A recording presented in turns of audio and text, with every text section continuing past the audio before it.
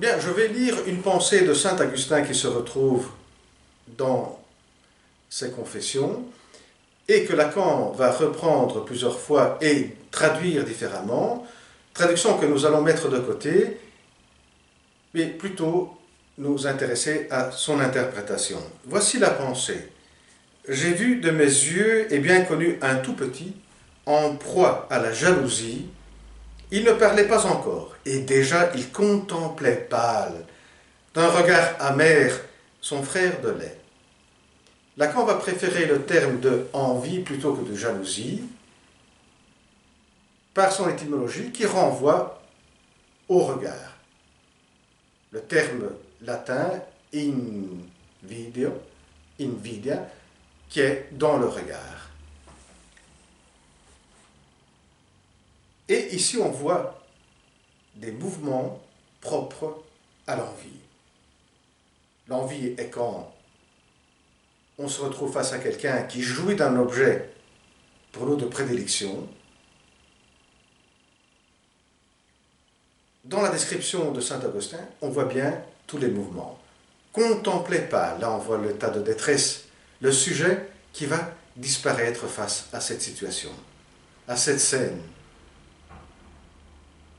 D'un regard amer là, traduit cette tension, cette envie de destruction de la personne, du frère qui est en train de jouir du sein.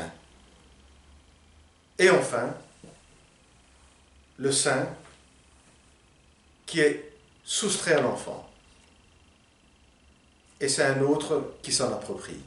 Ça, c'est le propre de l'envie, qu'on pourrait, par ce biais-là, distinguer de la jalousie. La jalousie, c'est quand on a,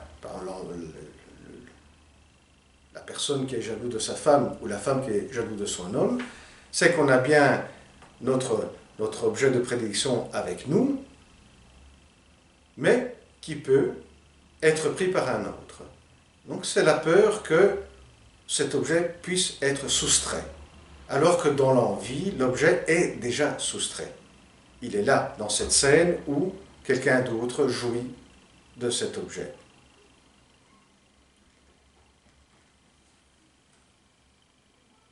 Il contemplait pâle, d'un regard amer, son frère de lait, qui entraîne de jouir du sein. Et là se constitue pour Lacan le moment de l'émergence du désir. Jusque-là, le sein est un objet de besoin. À partir du moment où il est soustrait, où un autre peut jouir de cet objet devient ce qui va provoquer notre désir. C'est à partir de là, de ce moment de soustraction, que cet objet va nous pousser à le vouloir. Et voilà l'émergence du désir. Cette scène est également ce qui nous permet de voir, de représenter le fantasme. Le fantasme, qu'est-ce qu'il met en scène? Il met en scène une situation où l'objet est à la fois l'objet qui provoque le désir et à la fois ce qui nous met dans une situation de disparition. On disparaît face à cette scène décrite par saint Augustin, et en même temps, cette scène représente une complétude. Comme on voit très bien, l'enfant, quand il contemple pâle et d'un regard amer, il voit une complétude, son frère qui jouit du sein. Et voilà le fantasme.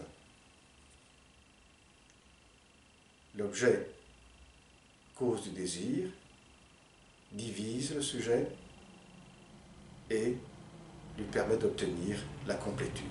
Bien, à la prochaine vidéo, au revoir.